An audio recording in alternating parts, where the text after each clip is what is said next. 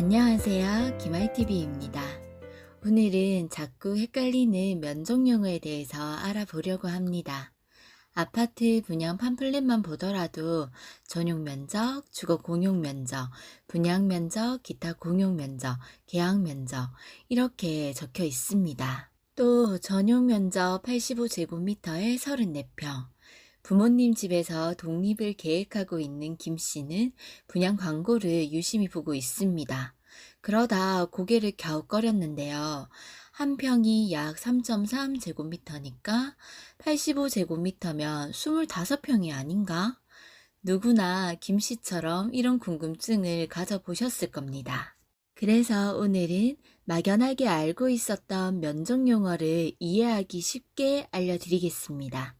그리고 부동산 매물 광고나 분양 광고를 보실 때 평수를 어떻게 봐야 하는지 그거에 대한 꿀팁과 같은 평수인데도 아파트와 오피스텔은 왜 이렇게 다르게 느껴지는지 그 부분에 대해서 알려드리겠습니다. 아파트 분양 광고의 경우에는 아파트 면적을 전용 면적으로 표시하고 부동산 매물 광고나 매물 정보에는 공급 면적으로 주로 표현합니다. 그래서 김 씨처럼 이렇게 혼란스러운 상황이 생기는데요. 그럼 전용 면적과 공급 면적의 차이부터 알아봐야겠네요. 시작하겠습니다. 먼저 전용 면적부터 알아보겠습니다. 주거 전용 면적은 우리가 실제로 거주하는 공간이기 때문에 중요해요.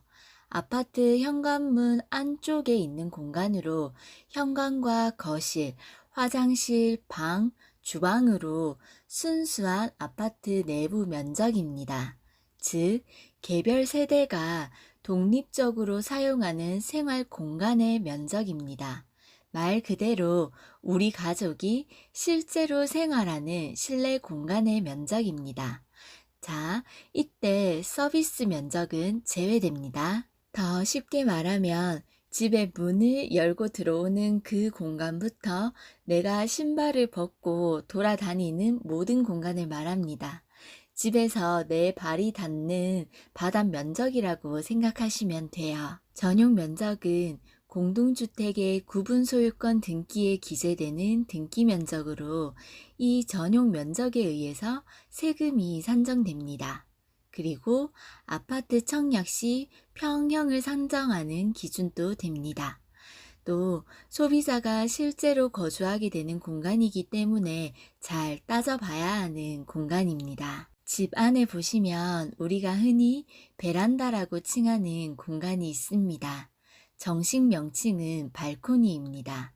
이런 베란다나 발코니, 테라스, 다락방 같은 경우에는 현관 안쪽에 실제 주거 용도로 사용되고 있지만 전용 면적에는 포함되지 않습니다. 발코니는 서비스로 주어진다고 해서 서비스 면적이라고 해요. 서비스니까 넓으면 넓을수록 좋겠죠. 최근 분양하는 대다수의 아파트들은 안방 발코니를 제외한 다른 모든 발코니를 확장해서 실내 주거 공간을 더 넓게 사용하고 있습니다. 이처럼 서비스 면적은 전용 면적에서 빠집니다. 한 번 더 정리하고 넘어가면 우리가 아파트 분양을 받을 때 흔히 듣는 59제곱미터, 84제곱미터 등은 다 전용 면적을 말하는 겁니다. 자, 전용 면적은 서비스 면적이 빠진 면적입니다. 이 전용 면적과 서비스 면적을 합하면 집 내부 전체 넓이로 실면적, 실평수라고도 합니다. 서비스 면적을 포함한 면적은 실면적, 실평수라는 거 기억해 두세요. 전용 면적 더하기 서비스 면적은 실면적입니다. 그러면 같은 분양 가격이라면 같은 전용 면적이더라도 발코니 부분인 서비스 면적이 더 넓은 아파트가 선호되겠네요. 이제 공용 면적에 대해서 알아보겠습니다. 공용 면적이란 기본적으로 두 가지로 나뉘는데요. 주거 공용 면적과 기타 공용 면적으로 나뉩니다. 두 세대 이상의 여러 세대가 공동으로 이용하는 공간을 말합니다. 먼저 주거 공용 면적은 현관문 앞에서부터 복도, 계단, 엘리베이터, 각동 1층의 현관, 우리 가족뿐만 아니라 다른 이웃들과 함께 사용할 수 있는 공간을 의미합니다. 그럼 기타 공용 면적은 아파트 안의 각종 커뮤니티 센터, 관리사무소, 놀이터, 노인정과 같은 복리시설 및 주차장을 의미하는데요. 아파트 내 기타 부대 시설에 대한 면적입니다. 아파트 내의 모든 사람이 같이 이용하는 공간입니다. 그럼 전용 면적과 공용 면적의 차이 이제 아시겠나요? 다른 이웃들과 공동으로 사용하는 곳인지 아닌지로 판단하시면 됩니다. 우리 가족만 전용으로 이용하면 전용 면적, 이웃들과 공용으로 이용하면 공용 면적, 전용으로 이용하면 전용 면적, 공용으로 이용하면 공용 면적. 전용 면적과 공용 면적 차이 참 쉽죠? 이제 가장 중요한 공급 면적에 대해서 알아보겠습니다. 전용 면적과 주거 공용 면적을 합한 공간이 바로 공급 면적입니다. 공급 면적은 같은 말로 분양 면적이라고도 해요. 공급 면적은 분양 면적입니다. 그래서 거주 공간에서 생활하고 엘리베이터 타고 계단을 오르락 내리락 하는 그 공간까지 공급 면적, 즉 분양 면적이 되는 겁니다. 아파트의 평형을 이야기할 때 이 공급 면적이 기준이 됩니다. 그래서 평수를 계산할 때는 전용 면적이 아닌 공급 면적을 계산하셔야 정확한 평형대가 나옵니다. 자, 쉽게 말하면 공급 면적은 분양 면적, 분양 면적은 평형, 이 세 개가 다 같은 말입니다. 아파트의 경우에는 이웃과 함께 이용하는 공용 면적이 넓잖아요. 그래서 공급 면적을 보실 때 아파트의 경우는 실거주 공간인 전용 면적이 생각보다 작고 주택의 경우에는 생각보다 전용 면적이 클 수 있습니다. 공용 면적 때문에 그런 거예요. 그러면 공급 면적에서는 실거주 공간인 전용 면적에 공동 공간인 공용 면적이 합쳐진 것이라는 거 잊지 마세요. 자, 다시 한번 또 정리해 보겠습니다. 공급 면적은 우리가 흔히 아파트 몇 평이다 라고 할 때, 31평이다, 33평이다, 이렇게 말할 때 이 평수가 공급 면적입니다. 부동산 앞에 붙어 있는 매물지에서 보는 평수도 이 공급 면적, 분양 면적이 기준이 됩니다. 근데 아파트 분양 광고나 주택 홍보관에서 보는 84제곱미터, 59제곱미터의 경우에는 공급 면적이 아니라 전용 면적으로 표기하고 있다는 거 한 번 더 체크해 두세요. 자, 다시 공급 면적으로 돌아와서 공급 면적은 또 평당 분양가를 산정하는 기준이 되기 때문에 상당히 중요하다고 볼 수 있습니다. 자, 그러면 우리가 보통 전용 59제곱미터라고 표현하는 거는 공급 면적은 한 25평 정도 생각하시면 되고 전용 84제곱미터는 공급 면적으로 한 33평 정도 생각하시면 됩니다. 공급 면적, 즉 분양 면적은 주거 전용 면적에 주거 공용 면적이 더해져 있는 거기 때문에 그래서 우리가 같은 평수여도 막상 가보면 달리 느껴지는 이유가 주거 공용 면적의 크기에 따라서 전용 면적이 또 달라지겠죠. 그래서 그런 겁니다. 자, 그러면 아파트 공급 면적이 34평이다. 아, 그러면 공급 면적에는 공용 면적이 포함된 값이니 실평수, 즉 내가 실제로 거주하는 공간은 34평보다는 작겠구나. 이렇게 생각하시면 되겠죠. 자, 이제 다음에 알아봐야 할 면적 용어는 바로 계약 면적입니다. 공급 면적 더하기 기타 공용 면적을 모두 합한 면적이 계약 면적입니다. 가장 넓은 면적이에요. 이때도 역시 계약 면적에는 발코니와 같은 서비스 면적은 제외됩니다. 서비스 면적은 포함되지 않습니다. 계약 면적은 분양 계약 시에 표기되어 있는데요. 이 계약 면적을 조금 풀어서 보겠습니다. 계약 면적은 공급 면적 더하기 기타 공용 면적이라고 했는데요. 공급 면적은 무슨 면적과 무슨 면적을 더한 거였죠? 네, 전용 면적에 주거 공용 면적을 더한 값이었습니다.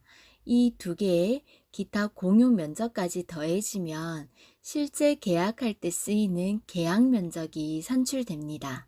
자, 계약 면적에는 발코니, 서비스 면적은 제외됩니다. 그래서 같은 계약 면적이더라도 전용 면적의 넓이에 따라 그리고 서비스로 주어지는 서비스 면적의 넓이에 따라 집의 크기가 달라질 수 있겠죠. 그렇다면 서비스 면적은 어디에 속할까요? 앞에서 말씀드렸다시피 서비스 면적은 베란다, 발코니, 테라스 등을 의미하는 구역인데요. 서비스 면적은 어디에도 속하지 않습니다. 서비스 면적은 분양가에 포함이 안 됩니다. 분양가에는 포함이 안 되나 분양 계약서에 발코니 확장비라고 해서 돈을 따로 지불하게 됩니다. 그리고 서비스 면적은 등기부 등본이나 건축물 대장에 표기가 안 됩니다. 그래서 세금에서도 빠지게 됩니다. 세금 산정 시에도 제외되는 구역이지만 개인 소유로 사용할 수 있는 공간입니다. 정말 말 그대로 서비스라고 생각하시면 됩니다. 건설사에서 제공해 주는 면적입니다. 전용 면적, 공용 면적, 계약 면적, 그 어디에도 포함되지 않는 면적이 서비스 면적입니다. 자, 그러면 서비스 면적이 넓을수록 같은 평형이라도 더 넓겠죠. 넓은 집을 원하신다면 실면적을 꼼꼼히 살펴보셔야겠습니다. 자, 다음은 실면적입니다. 실평수라고도 하고요. 전용 면적에 서비스 면적을 포함한 면적입니다. 즉, 여러분들이 현관문 열고 신발장 입구에 들어선 순간부터 이용하시는 모든 공간이 실면적, 실평수가 되는 거예요. 자, 우리 앞에서도 했지만 그럼 실평수와 전용 면적의 차이점은 뭐였죠? 서비스 공간이 포함되냐, 안 되냐의 차이였습니다. 실면적, 실평수는 전용 면적 더하기 서비스 면적입니다. 자, 그리고 주택 청약 시에는 꼭 주거 전용 면적으로 신청하셔야 합니다. 예전에 기타 공용 면적이랑 주거 공용 면적을 합해서 분양가를 높여받는 업체들이 있었다고 합니다. 그래서 아파트 입주자 모집 공고 주택형은 공급 면적이 아닌 전용 면적으로 표시된다는 거. 지금 계속 반복하고 있죠. 기억해 두세요. 그리고 청약 자격 및 세금은 실거주 면적인 전용 면적이 기준이라는 거. 이것도 한 번 더 기억해 두시기 바랍니다. 자, 여기서 집 구하실 때 팁을 하나 드리겠습니다. 부동산 매물 광고나 분양 광고 같은 걸 볼 때 평수를 어떻게 봐야 할까요? 정부는 주택 면적을 얘기할 때 전용 면적으로 사용하도록 하고 있습니다. 하지만 아파트 입주자 모집 공고나 매물 광고상에는 전용 면적을 사용하면서도 또 동시에 구두상으로는 공급 면적인 평을 혼용하여 사용하고 있기 때문에 헷갈리는 경우가 많습니다. 그래서 온라인 매매 광고 등을 보면 보통 75제곱미터 슬러시 59제곱미터 이렇게 나뉘어서 표기가 되어 있는데요. 앞의 숫자는 공급 면적이고 뒤의 숫자는 전용 면적을 나타낸다고 보시면 됩니다. 자, 이거를 평수로 바꾸어 보면 75제곱미터는 22.69평이 되고 59제곱미터는 17.85평이 됩니다. 자, 그러면 앞으로 이렇게 표기되어 있는 매물 광고나 입주자 모집 공고를 보실 때 지금 내가 관심 있어 하는 이 아파트에 현관이나 계단 등을 포함한 공급 면적은 숫자가 큰 앞의 숫자구나. 그리고 독립적인 실내 공간인 전용 면적은 숫자가 작은 뒤의 숫자구나 라고 생각하시면 됩니다. 자, 예를 하나 더 들어보겠습니다. 184.66제곱미터, 143제곱미터라고 적혀 있는 매물 광고를 보셨습니다. 그러면, 지금 이 아파트의 현관이나 계단 등을 포함한 공급 면적은 숫자가 큰 앞의 숫자 184.66제곱미터고 내가 사용하는 독립적인 공간인 실내 공간 전용 면적은 뒤의 숫자 143제곱미터구나 라고 생각하시면 되겠습니다. 다음은 아파트와 오피스텔의 분양 면적 차이를 알아보겠습니다. 주택법에서의 분양 면적은 공급 면적이지만 건축법에서의 분양 면적은 계약 면적을 말합니다. 그래서 주택법에 적용을 받는 아파트의 분양 면적은 전용 면적 더하기 주거 공용 면적인 공급 면적이 바로 분양 면적이 됩니다. 아파트와 달리 건축법에 적용을 받는 오피스텔이나 상가의 경우에는 계약 면적이 공급 면적이 됩니다. 즉, 전용 면적 더하기 주거 공용 면적에 기타 공용 면적까지 더해져야 계약 면적인 공급 면적이 되는 겁니다. 그래서 같은 분양 면적이더라도 전용 면적 차이가 많이 나게 되는 이유가 바로 여기에 있습니다. 그래서 아파트에서는 계약 면적이 큰 의미가 없었지만 오피스텔의 경우에는 계약 면적이 분양 면적이 되기 때문에 계약 면적이 중요합니다. 자, 다음은 아파트와 오피스텔의 평면도를 보면서 비교를 해보겠습니다. 다음 아파트는 전용 면적 59제곱미터입니다. 자, 주거 전용 면적인 59.997에 곱하기 0.3025 하면 18.1491평이 나옵니다. 바로 18.1491평이 실평수가 되겠죠. 자, 이 아파트가 몇 평인지 궁금하면 어디에 0.3025를 곱해야 할까요? 공급 면적을 계산하면 알 수 있습니다.